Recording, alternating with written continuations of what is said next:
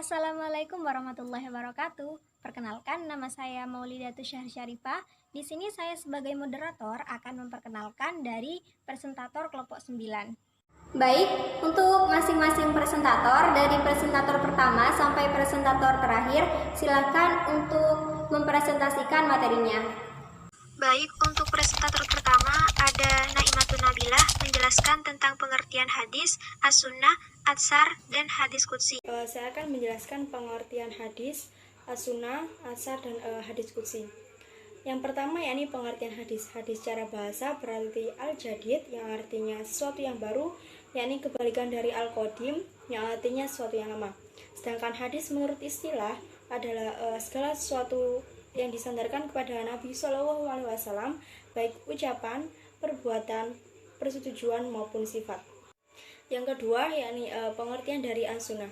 As-sunnah secara bahasa berarti asir al-mutaba'ah yang berarti jalan yang diikuti.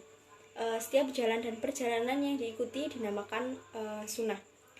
Sunnah menurut istilah adalah segala sesuatu yang dinukil dari Nabi Shallallahu Alaihi Wasallam, baik itu ucapan, perbuatan, persetujuan, sifat fisik, kepribadian, maupun perjalanan hidup, baik itu sebelum diutus maupun sesudah diutus. Yang ketiga yakni pengertian dari atsar. Atsar secara bahasa berarti baqiyatul asyai, yang berarti sisa dari sesuatu atau jejak. Yang secara istilah segala sesuatu yang disandarkan pada sahabat atau tabi'in. Yang keempat yakni pengertian dari hadis qudsi. Hadis qudsi merupakan salah satu hadis yang ada dalam agama Islam, berasal dari bahasa Arab yang artinya suci.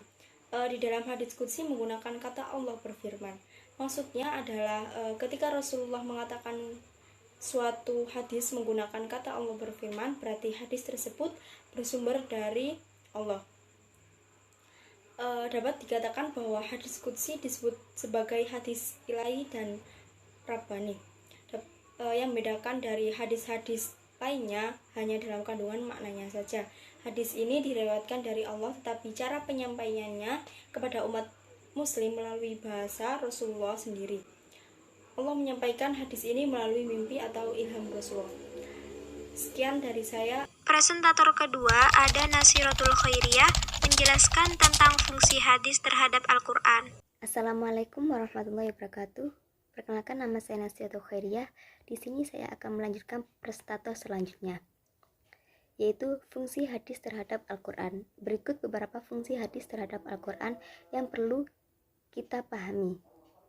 Antara berikut, yang pertama, bayan at-takrir, yang artinya mempelajari isi Al-Quran. Fungsi hadis terhadap Al-Quran yang pertama adalah sebagai bayan at-takrir, yang berarti memperkuat isi dari Al-Quran. Sebagai contoh, hadis yang diriwayatkan oleh Imam Bukhari dan Imam Muslim terkaitan perintah berwudu, yakni Rasulullah Shallallahu Alaihi Wasallam bersabda, tidak diterima sholat seseorang yang berhadas sampai ia berwudu. Riwayat hadis Imam Bukhari dan Imam Muslim. Hadis di atas mentakrir dari surat Al-Maidah ayat 6 yang berbunyi, hai orang-orang yang beriman, apabila kamu hendak mengerjakan sholat, maka basahilah muka dan tanganmu sampai dengan siku, dan sapulah kepalamu, dan basuh kakimu sampai dengan kedua mata kakimu. Arti dari Quran surat Al-Maidah ayat 6.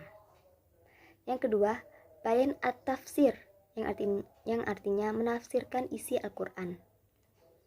Fungsi hadis terhadap Al-Quran selanjutnya adalah sebagai bayan at-tafsir, yang berarti memberikan tafsiran atau perincian terhadap isi Al-Quran yang masih bersifat umum, serta memberikan batasan-batasan pada ayat-ayat yang bersifat mutlak atau taqyid. Contoh hadis sebagai bayan at-tafsir adalah penjelasan Nabi Muhammad Shallallahu Alaihi Wasallam mengenai hukum pencurian. Rasulullah Shallallahu Alaihi Wasallam didatangi seseorang yang membawa pencuri. maka beliau memotong tangan pencuri tersebut dari pergelangan tangan. Hadis di atas menafsirkan surat Al-Maidah ayat 38. Laki-laki yang mencuri dan perempuan yang mencuri, potonglah tangan keduanya sebagai pembalasan bagi apabila yang mereka kerjakan dan sebagai siksaan dari Allah. Arti dari surat Al-Maidah ayat 38. Dalam Al-Quran Allah memerintahkan hukuman bagi seseorang pencuri dengan memotong tangannya. Ayat ini masih bersifat umum. Kemudian Nabi Muhammad SAW memberikan batasan bahwa yang dipotong dari pergelangan tangan. Yang ketiga, bayan at-tashri, yang artinya memberikan kepastian hukum Islam yang tidak ada di Al-Quran.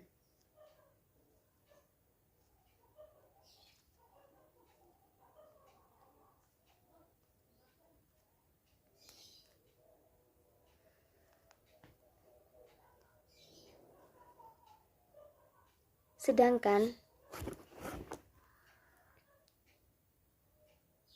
hadis terhadap Al-Quran sebagai bayan at-tafsir ialah sebagai pemberi kepastian hukum atau ajaran-ajaran Islam yang tidak dijelaskan dalam Al-Quran. Biasanya Al-Quran hanya menerangkan pokok-pokoknya saja. Contoh hadis mengenai zakat fitrah, yakni Rasulullah telah mewajibkan zakat fitrah kepada umat Islam pada bulan Ramadan. 1. Syak kurma atau gandum untuk setiap orang, baik merdeka ataupun hamba, laki-laki ataupun perempuan. Hadis riwayat Muslim. Yang keempat, bayan nasak, yang artinya mengganti ketentuan terdahulu. Fungsi hadis terhadap Al-Quran selanjutnya adalah bayan nasak. Para ulama mendefinisikan bayan nasak berarti ketentuan yang datang kemudian dapat menghapuskan ketentuan yang terdahulu, sebab ketentuan yang baru dianggap lebih cocok dengan lingkungan dan lebih luas. Contohnya, tidak ada wasiat bagi ahli waris. Hadis ini menaskan surat Al-Quran Al-Baqarah ayat 180. Diwajibkan atas kamu apabila seseorang di antara kamu kedatangan tanda-tanda maut, jika ia meninggalkan harta yang banyak, berwasiat untuk ibu bapak dan kerabat secara ma'ruf. Ini diwajibkan atas orang-orang yang bertakwa. Quran Surat Al-Baqarah ayat 180. Sekian dari saya. Assalamualaikum warahmatullahi wabarakatuh. Presentator ketiga ada Julia Filza Akilah menjelaskan tentang sejarah pembukuan hadis. Abad pertama Hijriah, yakni masa Rasulullah, Khulafaur Rasyidin, dan sebagian besar Bani Umayyah. Pada masa itu, hadis-hadis Rasulullah disampaikan melalui mulut ke mulut dan dari suatu tempat ke tempat yang lain. Pada masa itu, para perawi mengumpulkan hadis melalui kekuatan hafalan pada diri mereka sendiri. Kekuatan hafalan mereka menjadi terkenal sehingga mereka dapat mengeluarkan hadis-hadis tersebut dari kekuatan hafalan mereka, yakni secara lisan, dan kemudian direkam melalui ingatan. Pada abad pertama, sahabat Rasulullah yaitu Umar bin Khattab telah mendapatkan idenya dan pendapat untuk melakukan pembukuan hadis, tetapi hal tersebut diurungkannya karena beliau beranggapan bahwa hal tersebut dapat mengganggu umat Islam yang sedang mempelajari dan memahami Al-Quran. Pembukuan hadis pertama kali dilakukan pada masa Umar bin Abdul Aziz, yakni tahun 99 Hijriah. Umar bin Abdul Aziz beranggapan bahwa para perawi yang mengumpulkan hadis melalui kekuatan hafalan mereka semakin hari semakin sedikit karena banyaknya yang meninggal dunia. Memasuki abad kedua Hijriah, Umar bin Abdul Aziz memerintahkan gubernur Madinah, yakni Abu Bakar bin Muhammad bin Hazm, untuk membukukan hadis-hadis dari para penghafalnya. Kemudian beliau mengirimkan surat kepada Abu Bakar bin Muhammad bin Hazm yang berisi, "Perhatikanlah apa yang dapat diperoleh dari hadis Rasul. Aku takut akan lenyap ilmu disebabkan meninggalnya ulama. Dan hendaklah dan jangan diterima hadis selain hadis Rasul. Dan hendaklah disebarluaskan ilmu dan diadakan majelis-majelis ilmu supaya orang-orang yang tidak mengetahui dapat mengetahuinya. Maka sesungguhnya ilmu itu dirahasiakan." Beliau juga mengirimkan surat kepada gubernur lain agar mengusahakan dengan cepat pembukuan hadis. Umar bin Abdul Aziz mengirim surat secara khusus kepada Abu Bakar Muhammad bin Muslim bin Ubaidillah bin Syihab Az-Zuhri. Kemudian Syihab Az-Zuhri dengan cepat melaksanakan perintah tersebut, sehingga ia menjadi salah satu yang pertama kali melakukan pembukuan hadis. Hadis-hadis tersebut kemudian dikembangkan pula oleh ulama-ulama berikutnya. Dalam pembukuan hadis diusahakan sekaligus penyeleksian hadis terhadap hadis yang diterima atau nama lainnya makbul dan hadis yang ditolak atau nama lainnya mardud menggunakan metode sanad dan isnad. Setelah generasi Az-Zuhri, pembukuan hadis dilanjutkan oleh Ibnu Jurayj, Arabi bin Syahib, dan ulama-ulama lain yang terkenal. Pembukuan hadis dilaksanakan sejak akhir masa Bani Umayyah, tetapi pada saat itu belum sempurna. Pada masa pemerintahan Bani Abbasiyah, yaitu abad pertengahan kedua Hijriyah, dilakukan upaya penyempurnaan. Sejak saat itu, tampaklah secara aktif gerakan pembukuan ilmu pengetahuan, termasuk pembukuan dan penulisan hadis-hadis Rasulullah SAW. Kitab-kitab yang terkenal pada masa itu antara lain adalah Al-Muwatta oleh Imam Malik dan Al-Musnad oleh Imam Asy-Syafi'i, dan kemudian seiring berjalannya waktu terus-menerus pembukuan hadis dilanjutkan secara lebih teliti oleh imam-imam ahli hadis seperti Bukhari, Muslim, Tirmizi, Nasai, Abu Dawud, Ibnu Majah yang dikenal dengan nama Kutubus Sittah. Dan pada masa berikutnya, banyak dari para ulama-ulama hadis yang menaruh perhatiannya pada Kutubus Sittah beserta kitab Muwatta dengan cara mensyarahinya dan memberikan catatan kaki, meringkas atau meneliti sanad dan matan-matan hadis. Dan presentator yang terakhir ada Maulidatus Syahri Syarifah menjelaskan tentang model-model penelitian hadis. Baik, langsung saja. Di sini saya akan menerangkan tentang model-model penelitian hadis. Sebelumnya, kita harus terlebih dahulu mengetahui tentang sejarah penelitian hadis. Sebenarnya, sejarah penelitian hadis pada zaman Rasulullah itu sudah ada, yaitu dalam bentuk konfirmasi. Jadi, para sahabat yang tidak mendengar secara langsung dari Rasulullah, artinya melalui sahabat yang lain, mereka langsung menjumpai Rasulullah dan bertanya, apakah hadis itu benar dari beliau atau tidak. Nah, dengan begitu mereka dapat mengetahui bahwa hadis itu valid atau tidak. Sebagaimana Al-Quran, hadis pun juga banyak diteliti oleh para ahli.